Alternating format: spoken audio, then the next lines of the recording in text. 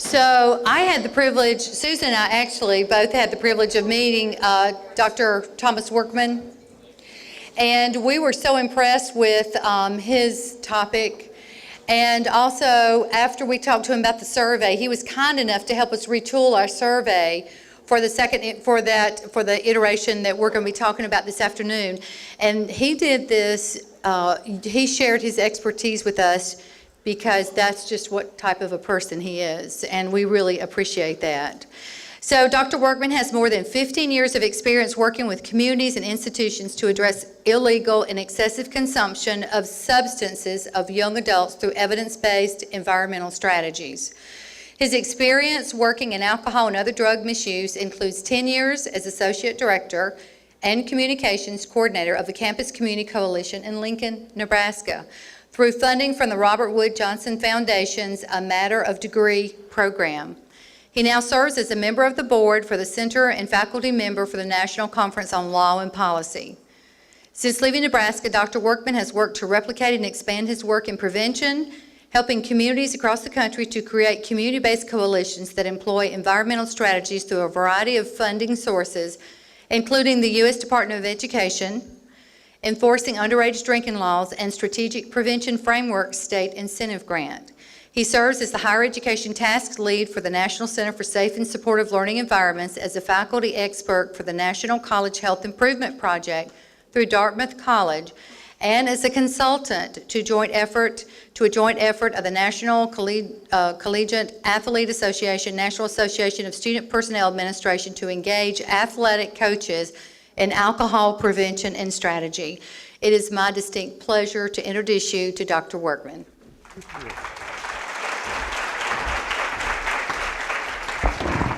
Thank you so much. I'm not sure which mic I'm going to be using, but let's see how this goes. Thank you. It is such an honor and a pleasure to be here with you all. And it is, I can't begin to tell you how exciting it is when I see the schools that are here and when I see the communities that are here. And let me give you just a little perspective about that. In 1997, we started at Nebraska in working on the Robert Wood Johnson Foundation grant, A Matter of Degree. We were one of 10 universities.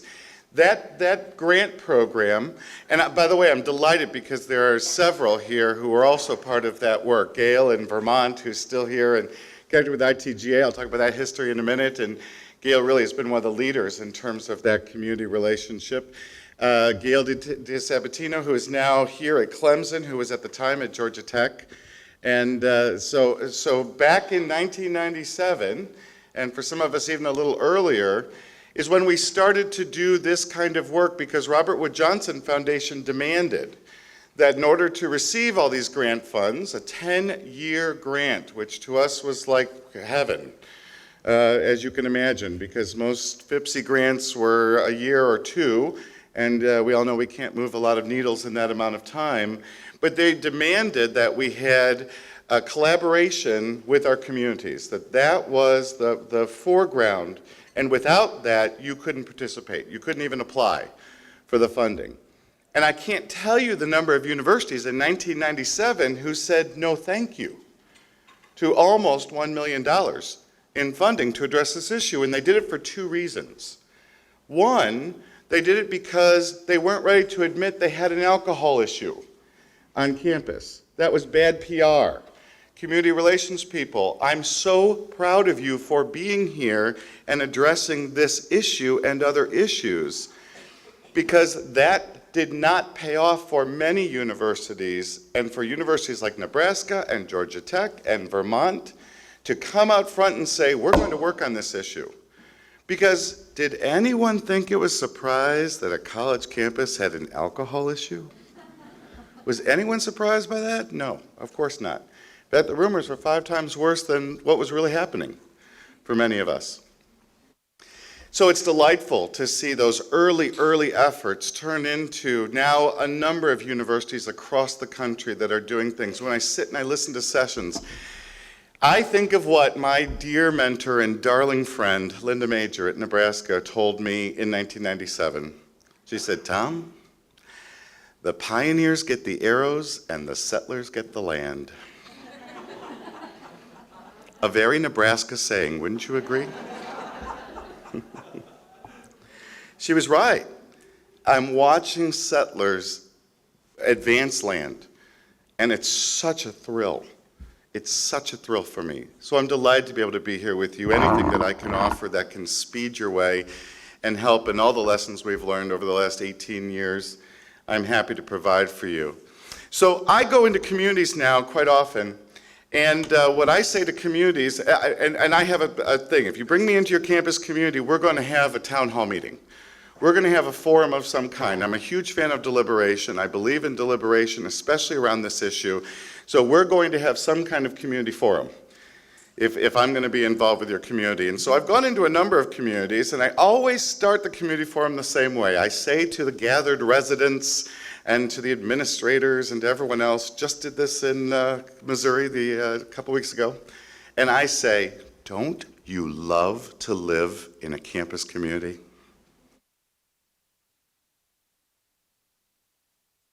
And that's exactly the reaction I get.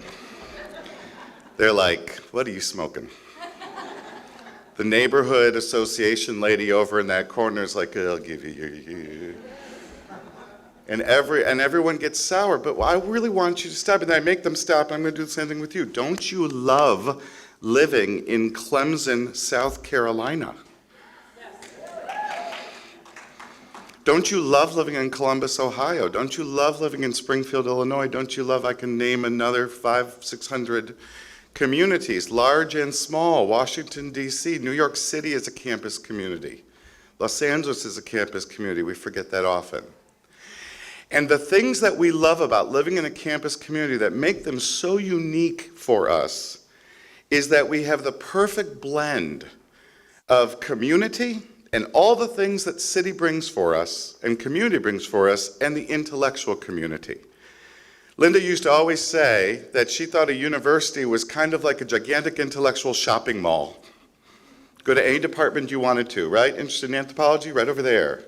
Right? Things in history? Right over there. English? Right over there. Science? Right over there. Everything was available. There is a collection in a campus community of intellectuals who are all striving to advance knowledge. Right? There is this place where arts are cutting edge and where a very small community gets a chance to be a part of some amazing art and amazing accomplishments and amazing service and amazing knowledge and development. An academic community, a campus community, brings for us the best in terms of urban planning, in terms of campus. One of the biggest complaints I used to hear in Nebraska was, you all don't shovel the sidewalk during winter break when the students aren't there. How are we supposed to enjoy our walk? Because to the neighborhood around the University of Nebraska, and it's two campuses, it's a split campus across the city, that campus was the park. That campus was Central Park. This campus is a place people come to enjoy. Don't you love living in a campus community? We've gathered some of the very best minds. We've gathered some of the very brightest students. We watch lives become transformed. We watch people go through one of the most important passages of their life right into adulthood. We watch people decide what they're going to do for their lives. We watch people fall in love and get married to their life partners. We watch some of the greatest, again, artistic achievements and intellectual achievements right in our own hometown. And we pee on other people's lawns.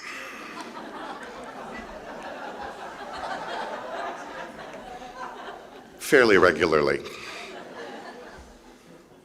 So there's an awful lot to love, but I understand why we're not loving it so much. I get it. Right? And in every town I hear an issue that emerges that seems incredibly disconnected to what I just said to you. And this is why I just said it to you and why I say it to every community. Do you see the disconnect? I have to tell you, these last 2 years, I've worked very closely with the National College Health Improvement Program. For the first time, we've brought some of the nation's top elite schools together to address this issue. They have been away from the party for a very long time. Yale, Princeton, Stanford. Schools that have incredible drinking rates, horrific problems, student deaths on a regular basis who have never come to join us in addressing these issues are now coming to the table to address these sorts of issues. And here it becomes as apparent as it should be at Clemson, as it should be at the University of Oklahoma, the University of Wisconsin, as it should be at Fort Collins Community College.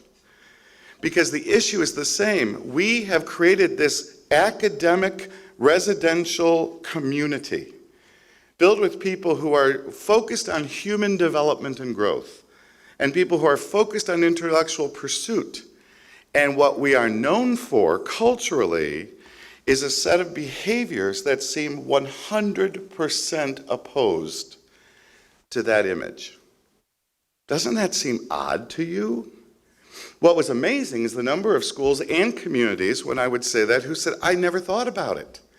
This has become alcohol, an invisible issue, because it's become so entrenched in our culture that we never stop and think about it until one of these issues emerges. One of the things that's important then that we do is walk backwards. I know it's hard for you to see this, so let me talk it through to you. Walking backwards from an issue, let's take the issue of public urination, because it's been the most fun thing here, hasn't it? This conversation. How often do you get to say public urination, right? Tell the truth. Come on. So, neighbors come, they're very upset by what Tom Cassidy, the former chief of police in Lincoln, Nebraska, used to say, peeing in the peonies, was the issue that brought us to the table. But it could be noise, it could be trash, it could be student injury, it could be sexual assault, it could be a number of issues. As I start to work with smaller student groups, I've spent a lot of time in my career working with high-risk groups.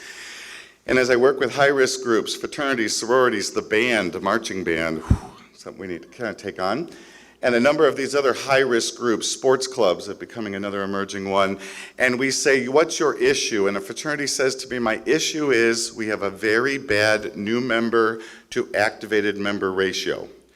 We have 30 new members and we activated 6.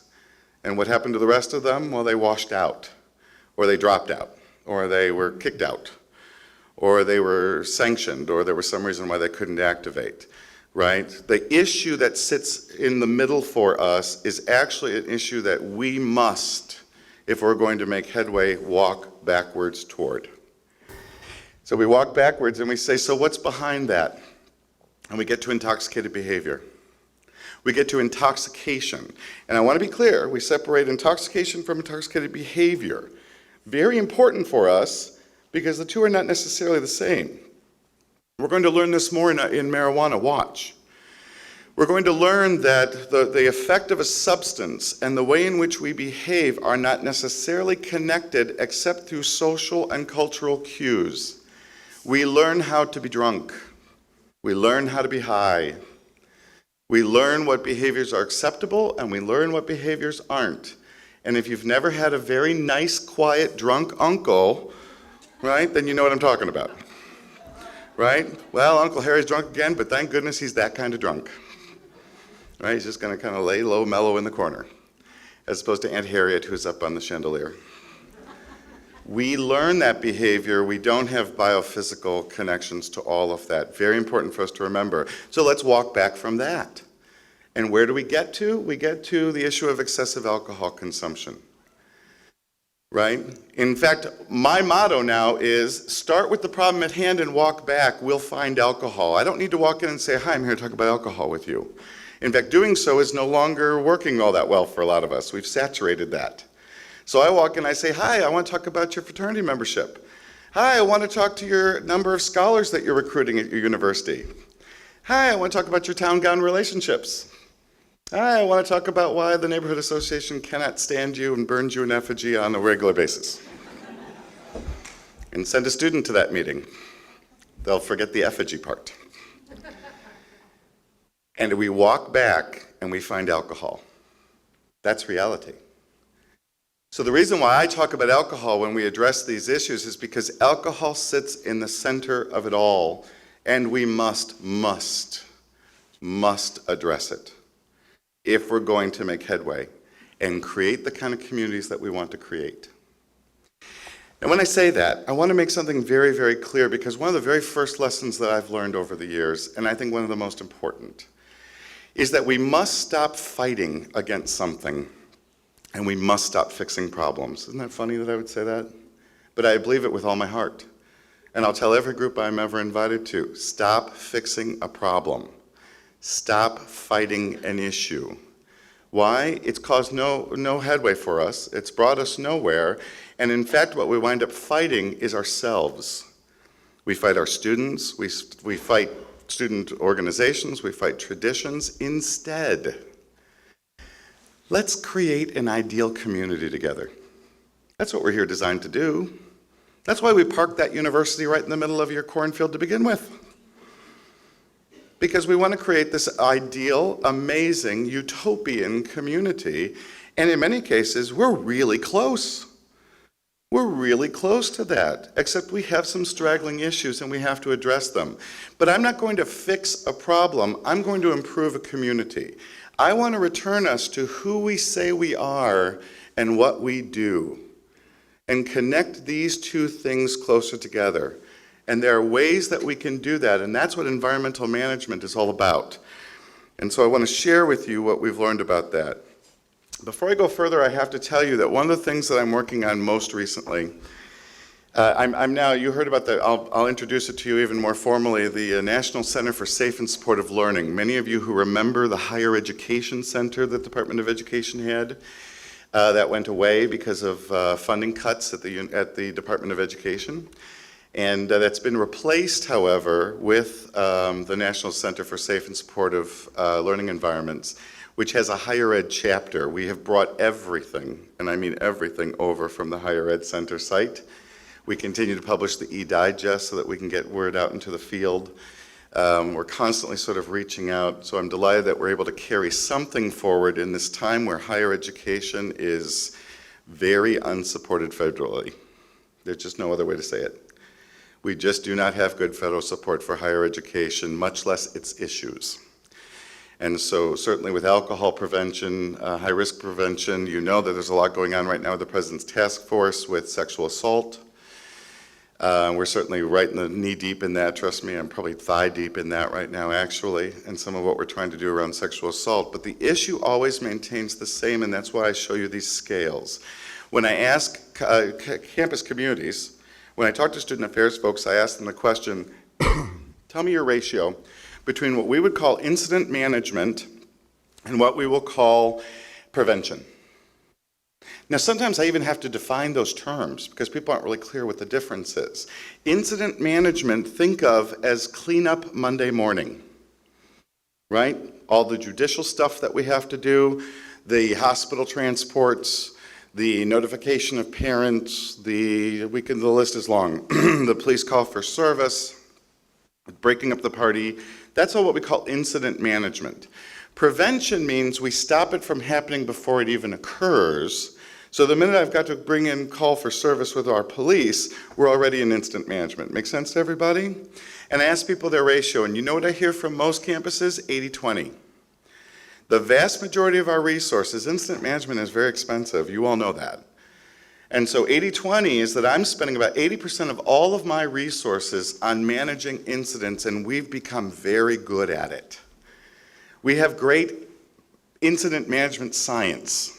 We call it prevention science, but it's really not. So if it's dealing with how we adjudicate, if it's dealing with how we, rescue, if it's dealing with amnesty policy or all those other things that we're dealing with, we're over in reaction mode. We've got to start moving to prevention mode. It's time to retip that scale. It's time for us to recognize that we will always be stuck in this same lack of reaching our ideal community if all we do is manage incidents, even if we do so very, very well. Very well. So critical for us is to start to think about how we move beyond that and move again into the issue of getting to the root cause. Why do we have excessive alcohol consumption? What is happening in our communities, these idealistic, beautiful communities? I mean, I love campus communities. That it's causing us to have this issue or to have the variety of problems that are forcing us to spend all of our resources in incident management and none of our resources in prevention. And the answer is the environment. And the most important thing we can remember is that environments foster outcomes. Always, always, always. If you do not believe me, get in your next elevator and start to sing very loudly, a little off key. Or right now, stand up on the table and start to do a striptease. Ain't gonna happen, is it? Thank you. I'll refrain as well. And that's because environments foster outcomes. This environment has already told you what you're here to do and how you're here to do it. Just as that seedy bar in your college campus neighborhood has taught you, this is where we drink a lot. This is where we don't mind passing out, because we would never pass out in a very nice, swanky bar. The environment stops us from that. This campus neighborhood is where we party because it looks like where we party. It's dilapidated, it's run down. The people who own the properties don't even live in this city. This beautiful home has been divided into 30 sub-apartments. The toilet doesn't work in 10 of them. This is an environment that says, let's get really drunk and rowdy. And another environment doesn't. The most obvious example of this is sorority houses to fraternity houses. You all know exactly what I'm talking about. Ask a sorority woman why she doesn't party in her house, and she says two things. Have you looked at how beautiful my house is? And then she says, do you know how much they would kill me? Ask a fraternity man, why do you party in your house? Because that's what it was built for. He really believes. I mean, I've talked to many of them. That's what it was built for, wasn't it? Wasn't it built for that party? Isn't that why we put a big old basement in there? Right? And the hidden attic? Isn't that why we did that? Environments foster outcomes. And when we recognize that environments foster outcomes, we can now start to walk backward in a very important way. I'm so sorry that it's hard for you because of the setup to see this circle, but let me assure you, you have copies of this that are on the website, that are on the little, all kinds of things that you have to see this up close. But what I want you to pay attention to right now is a circle within a circle. And I want you to think about that concept, because it's a very important concept for us to walk away with to get down to work. The concept is, in the center circle is individual behavior. And individual behavior is affected by a variety of very specific, very predictable things, quite honestly. I mean, even human behavior, as bizarre as it is kind of predictable. So I know it's got something to do with genetics. I know it has something to do with a variety of other issues, your background, all those sorts of things are all connected. Your biochemistry, a whole variety of things. We're still studying about sensation seeking, all that stuff. But you and I know, in fact, we're even learning with incredible research on DNA, that your DNA is not set in stone. And many people whose DNA is set up for disease don't receive disease, don't experience disease, because some environmental intervention occurred that kept it from happening. And a number of people do get disease because something in the environment happened that switched on that switch that could have not switched on. So we spend lots of time on the individual.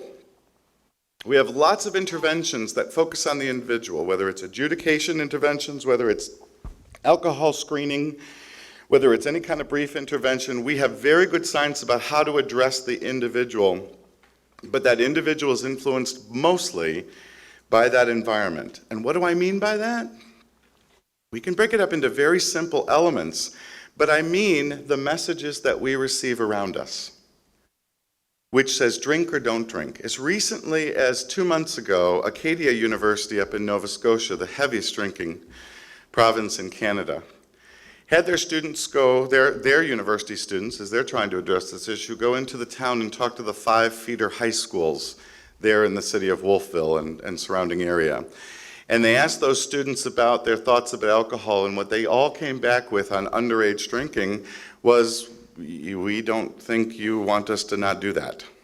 I know you say it, and you have a drinking law, it's 18 there, but quite honestly, we really don't think you really mean it. Why? Why do you think that? Because the messages that you send us, the way that alcohol is surrounding every community activity, the way that we watch adults constantly, excessively consume, the way that we see in which alcohol is so important to you says volumes about how alcohol should be for us. Adjudication, enforcement. These issues are so critical because they're environmental issues. So we're going to think about this in 4 very unique ways. I'm going to show you a model that'll be easier to see from there. But what I want you to think about is when we see individual behavior, when we see public urination, and we walk it back to excessive alcohol consumption, we have another set of questions to ask of our community. And this is when our community becomes soul-searching. But that's how we'll create an ideal. And we ask ourselves, what in our environment condones, enables, allows that behavior? And again, I'm shocked because sometimes it's as simple as no one said don't do that. No one in our community. They complained about doing that, but no one actually sat down and said don't do that. Worked for 3 years with Bloomington, Illinois, Bloomington Normal, Illinois, wonderful joint town that has 4 different institutions, Illinois State, very large. Yay, yay, we love you, yay. Glad you're here. Awesome. That's so cool, thank you. Hi. Let's talk after we're done. Anyway, Bloomington Normal, Illinois, 4 institutions doing some really incredible work, but it was amazing because one of the very first things we did is we created a community standards guide. And we did it with the community, another forum, a couple forums actually. We did it with the community so that we had a way to say, hello, welcome to normal. Welcome. Let me tell you about what life in normal is like. And so the mayor, the city council, business owners said, here's what life in normal is like. Here's what's important to us. And by the way, we're not real hot on peeing on each other's lawns here. We're not big on that. We don't think it's really all that smart to have a big open door on a Friday night or a Thursday night and let anyone who wants to party come on in and party. And so here are the things that we're going to do to live by that standard, and here are the ways we're going to ask you to help live by that standard. Again, our ability to simply say sometimes, that's not acceptable. We don't do that. More importantly, we don't need to do that. We have a great time without doing that. We have a really wonderful time. And we have a delicious, delightful, very satisfying community that gives us everything we need socially, everything we need spiritually, everything we need intellectually, and I didn't have to pee on a single lawn. Not once. Not once, and had a great time. And you have students, many of them from your institution, who have already experienced that, but their voice in your community is missing. And we don't hear from them, and we don't hear about them, and we don't know about them because they're invisible. The environment that surrounds the behavior is where we must focus. How do we do that? So a couple things I want us to think about that I hope is helpful to you is that, first of all, the way that we addressed it in Lincoln, Nebraska is we started by saying this is our shared responsibility. You'll notice I'm really big on language, right? I'm really against the war on binge drinking. I'm really against that.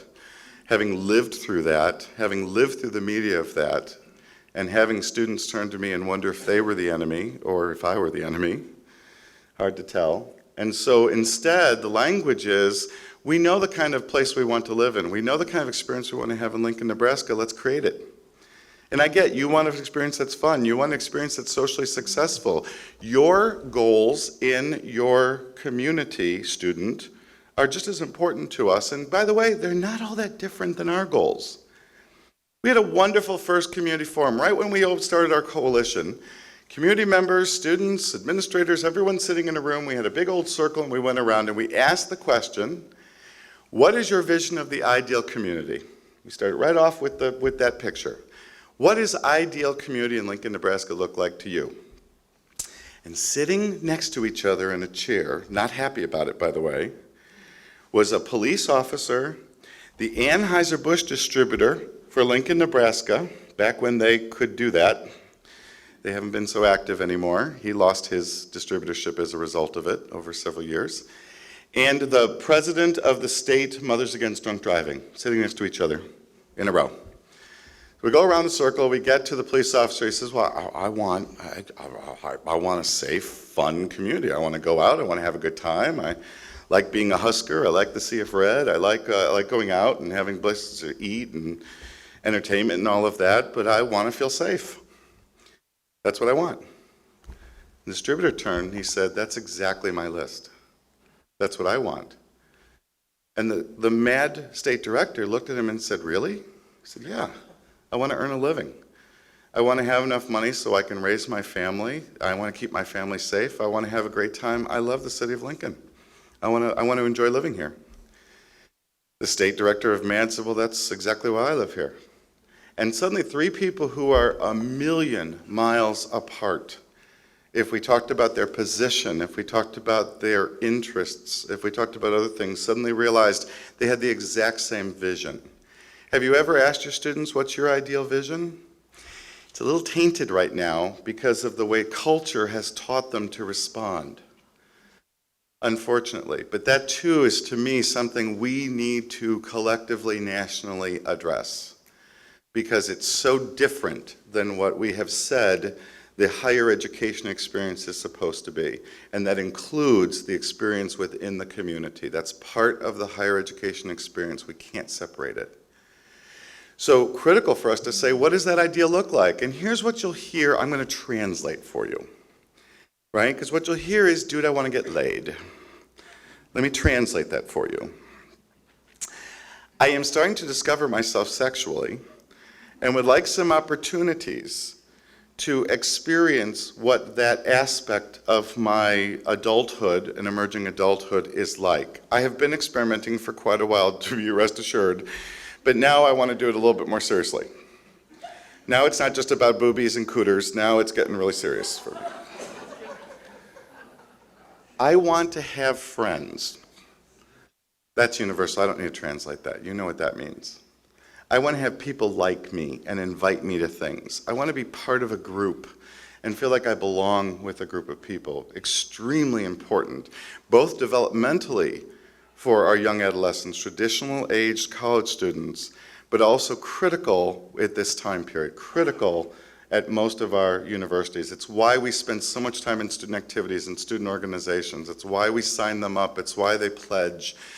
It's why they rush. It's why they join the band. It's why they do that, because like us, they are for the first time forming social bonds that for many of us last a lifetime. I don't know about you, I went to a 30-year reunion not too long ago.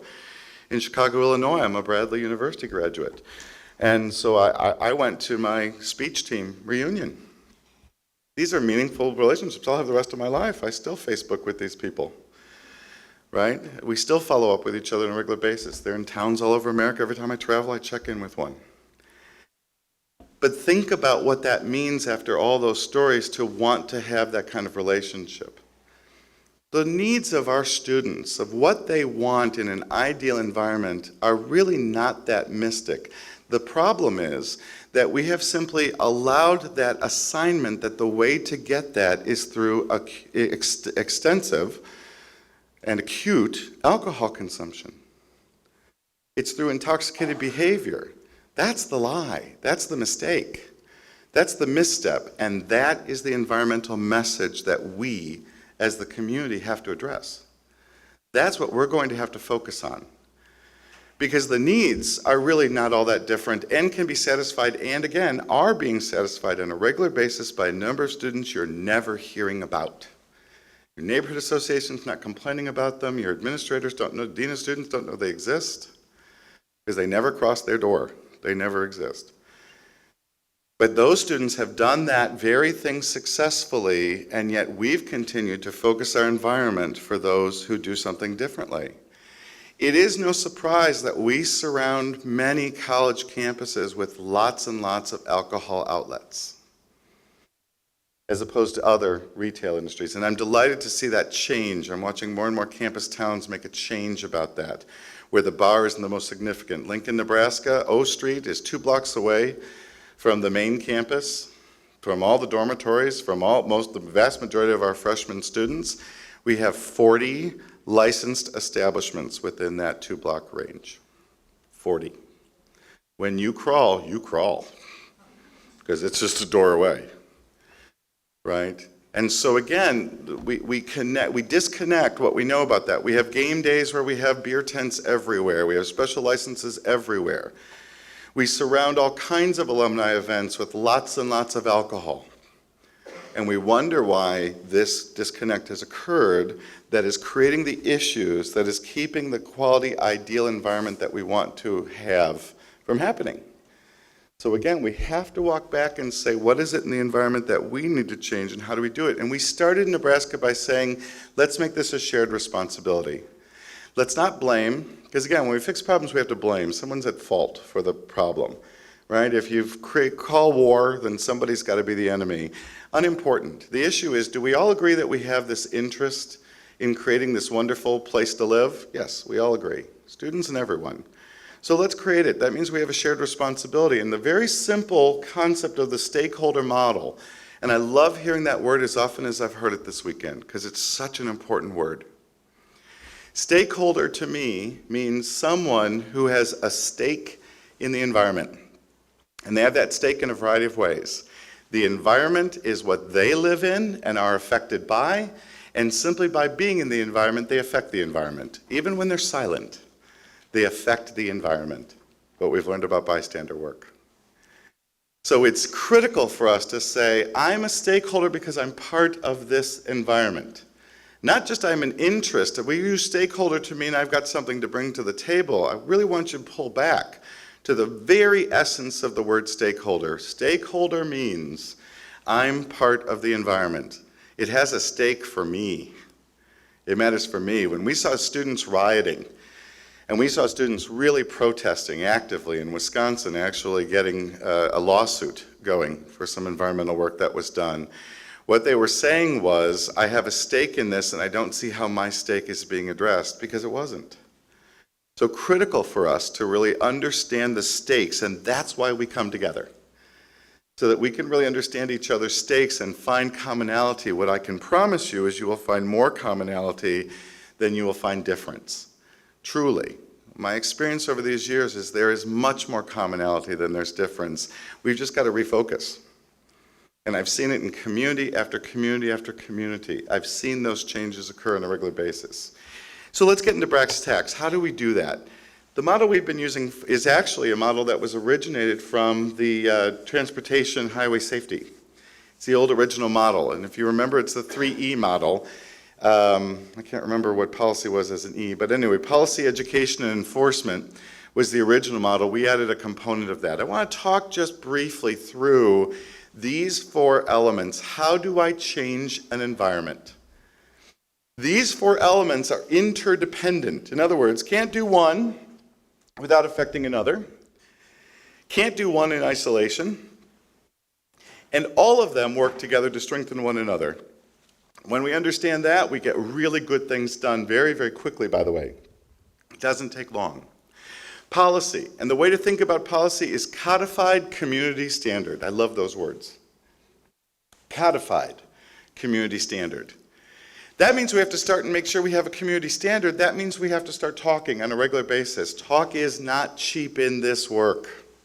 Talk is everything in this work. So we talk as often as we can to one another. And we talk about what is important and what is of value and what is our standard for this community. What matters in this community? What's important to us? And then we codify it. Now we have what I often call, and especially I learned this from the fraternities, lived policy and paper policy. Right? Go into any fraternity house and ask them what their policy is. And they'll pull out some book and dust it off and, like it's some Hogwarts manual and pull it out, and they'll flip through the giant pages. They'll say, well, the official Pi Kappa Alpha policy on this is there's no, and he can't even say it with a straight face as he's reading it, right? There's no alcohol allowed at all in any of our practices or rituals. When in fact, that's not lived policy, right? Do you have a street in your community that you drive over the speed limit? Tell the truth. We all do. There's one, right? It says 35, but no one goes 35. Everyone goes 40. Everyone goes 40. And do you have a street that you always follow the speed limit on? Everybody does. This is particularly poignant to me. I just had a deer hit me and almost totaled my car Friday night, so speed limits mean a lot to me right now. And at any speed limit, that deer was going. That was a suicidal deer, I'm going to tell you right now. He's in D.C. Probably couldn't get a bill passed. But couldn't get funding, most likely.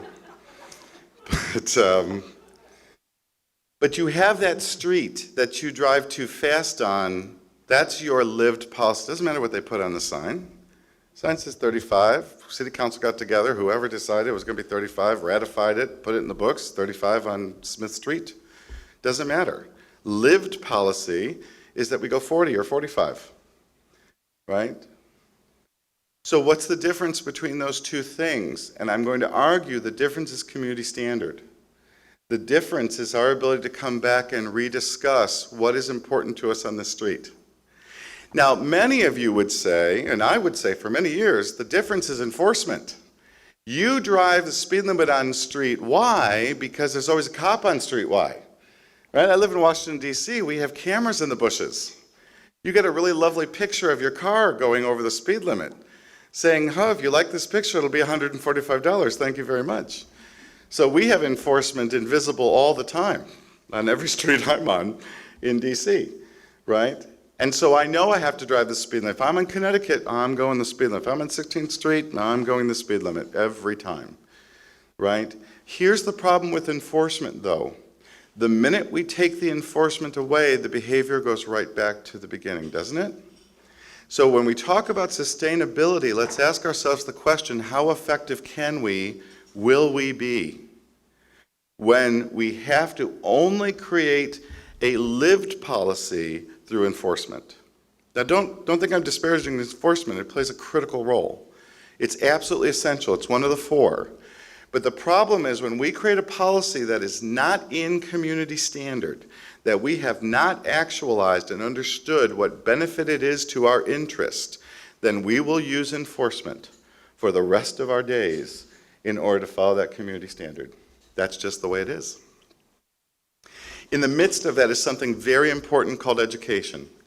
And education is more than what we tend to think of with education. Education in this case means education, A, about the policy itself. And I am amazed every day when I go into community and I see community members who don't know their own policies. Who don't know, well, they know, I'm pretty sure you're not supposed to pee out in public. I'm pretty clear, I'm sure that's in some book somewhere, but they really don't know. And so many of your efforts and many of our efforts over the last decade to educate our students about policy, realize that higher ed folks, I'm going to say, that's what Title IX is all about. Title IX is about helping your students understand your position on sexual assault. One of the most amazing discoveries we had in prevention science was the role parents had when they simply shared their expectation 2 months before a freshman walked on campus. Amazing research if you haven't seen it from Michigan. Amazing research. Where just having a parent say, this is my expectation for you as you go to college. This is how I think. Not if you drink, I'm going to kill you. That didn't work. Not the ultra-conservative punishment. But I want you to know what's important to me about college education. I want you to know what matters to me about these sorts of issues. I want you to know that I'm really proud of you, and this is the family name that's going. I want you to know how hard we worked to help you go to college. I want you to know this means a lot to me. So if you go to college and spend your time partying, then I'm going to be terribly disappointed because my expectation is you're going to take all of this gift and make the most out of it and make us proud. And that made a tremendous difference. I mean, drops 30, 40% in incoming freshman behavior. And now we're learning we have to renew it in sophomore behavior. We've gotten so good at delaying freshman derelict behavior that now we have sophomore derelict behavior. A lot of you are reporting. So we know that we're going to have to renew and replenish that. It's critical that we keep sharing expectations. The very simple act that we've been encouraging neighborhoods to do for now, again, almost 2 decades, was simply talk to your neighbors. I ran around the entire city of Lincoln with door holders, those little door notices that I hung up on every doorknob in the city of Lincoln, especially in our neighborhoods right around campus, that simply encouraged a student to meet a resident. We held neighborhood roundtables in our most problematic blocks in our neighborhood so that a resident and a student and a landlord and a business owner, if they were around, and the beat cop and everyone else were able to get around in one room and talk about what life is on our block and what our expectations are. And the difference was profound. Talk is not cheap. Our sharing our expectations is what education really is, but there's a second part, and that's ensuring that we've helped equip people to live within a standard. Because some of our standards are ridiculous. And our students know that. How often do they blame you for being a prohibitionist? Right? Oh, you just want to take away, you just don't want us to party. And very important that we communicated, we love that you party, of course you party. Right? How else are you going to meet all these people? How are you going to go from being the snow queen of whatever county you were to now these, 20 million students and find that you have any identity whatsoever? We get it. We get it. You need opportunities to socially meet. It's not going to happen in math class. We get it. We know. But there's a way to party, and there's a way to do that. And so now we're teaching students how to be good social hosts. Thank goodness. Notice we need the policy that was around social host liability. Notice that we needed the enforcement around party patrols, and I'm proud to say we were the first community in the country to have a party patrol. And now we have party patrols all over the country. Targeted enforcement around student parties. In fact, one of the most fascinating things was that when we actually dug in and did all the records, we found that the majority of noise complaints and calls for service, only 25% of those were registered students in the city of Lincoln at any of the universities.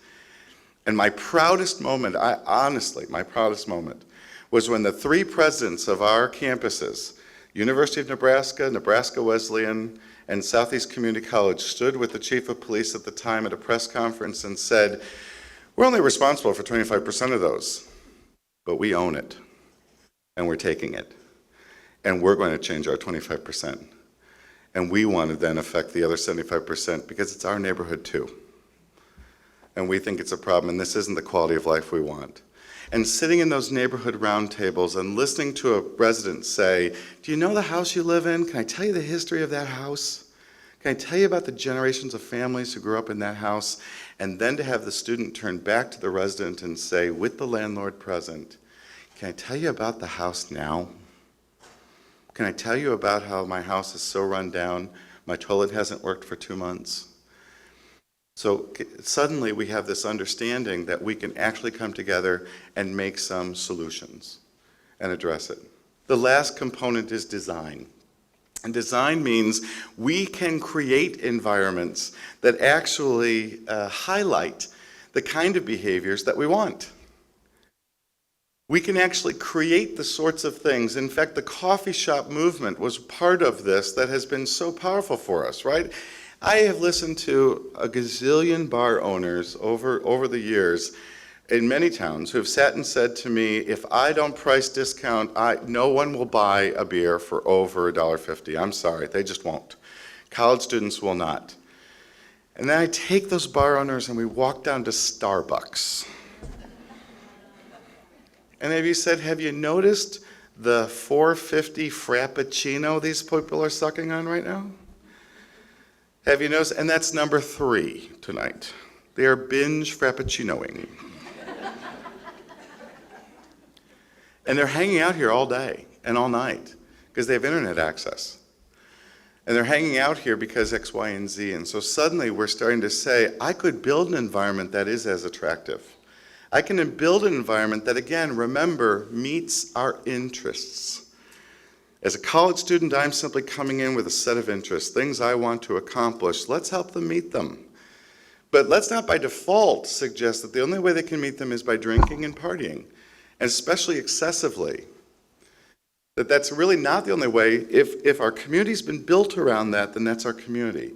Now, we know that. I'm not telling you anything all that special, and yet the question is, so how come it's so hard when we get into our communities? Why do we get in such big fights with the bar owners and with everyone else? It's because we walk in and we say, you're the problem. Because we walk in and we say, you must have a different interest than I do. And we walk in that we say, we must not have a shared responsibility. When those three things are removed, I've seen communities just blossom, and really do some amazing, amazing work. So to make it simple, we just got to take this formula. What are our policies? What is our education? What is our enforcement? And what is our design? And most importantly, because a mistake I see quite often in communities is we've got to take these interdependently. How is my policy affecting my enforcement? How is my enforcement affecting my education? One of the most important revelations for me was really understanding the role of education around enforcement. So when we did Party Patrol, of course you can imagine students were like, oh, Party Patrol, great, figure out how to make more money off of us, how to bust us. We like to party, so now you're going to make all this money off of us, right? And so instead what we said, no, actually the role of us at the university and actually the role of the coalition is to keep you from getting busted. So the first thing we put up on our website was 5 ways to avoid the Party Patrol. That was our job. Because our part of the responsibility was to educate. Police officers' part was to enforce. But my part was to help you say, and the police officer met with the neighborhood that they were patrolling in the beginning of the fall every year, just to tell them, here's how to keep me from coming to you. And here's how to keep me from citing you when I do come to you. And suddenly we had a cooperative relationship that was all about avoidance.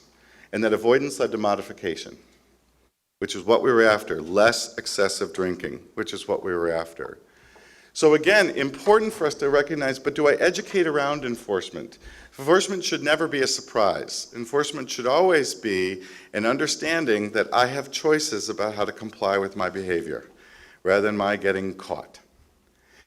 We've learned an awful lot from these efforts. I know, again, I appreciate you can't see that because of where we are, but I want to tell you that over the years we have phenomenal prevention science. NIAAA is about to come out with another report that's going to make it even easier for you to see evidence-based strategies in environmental control. You'll be able to pick and choose in some amazing ways. However, the issue is not necessarily the prevention science, it's implementation. So let me urge you that the hard work is implementing these efforts. And prevention's messier than incident management. And it's less clear because of some of the factors that I've talked about. So critical for us to recognize that it is implementation that we have to overcome. So a very simple roadmap is that we start with good data and keep with good data that helps keep us clear of exactly what's happening in our environment. We keep communicating on a regular basis. And finally, we share our interests because when we do so, we find the bridge. That means when stakeholders come together, it's always a round table. And that round table simply means that we say, what's your interest? So I heard earlier, I was in the Ohio State, I love Ohio State, Ohio State's apartment home visit. And was fascinating. And some people said, well, what's the landlord buy-in, right? Why would I buy into being inspected? And the answer is because I need tenants. I need good tenants. What's the bar owner's buy-in? Well, the bar owner wants to make a profit. And do we really believe that it is impossible to do responsible service and make a profit?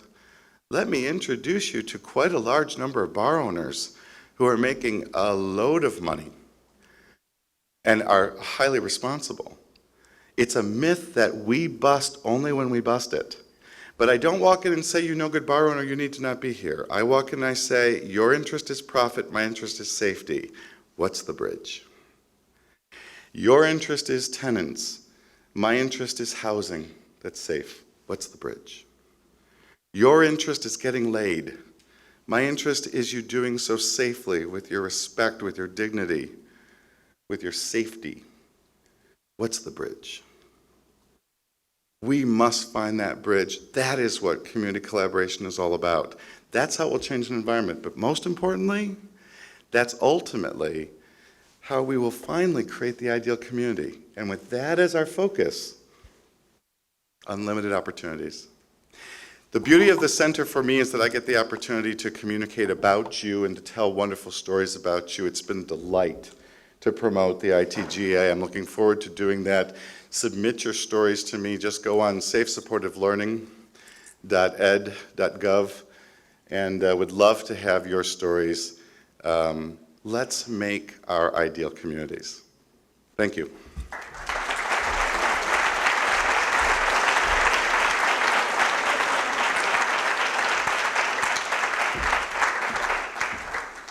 I hope we take those 4 environmental strategies home with us. I can't tell you how I just adore this man. He is fabulous. He also has a great delivery. How many of you just felt like you were just in the perfect atmosphere to learn because the way he delivers, and it was just very calm, but he's very confident in what he's telling you because it's so scientifically based. Thank you so much for being with us. I hope that you will invite Dr. Workman into your respective homes, and not homes, but in your communities, so that, well, homes too, that would be good, but your community, so that you can learn from him. Thank you so much.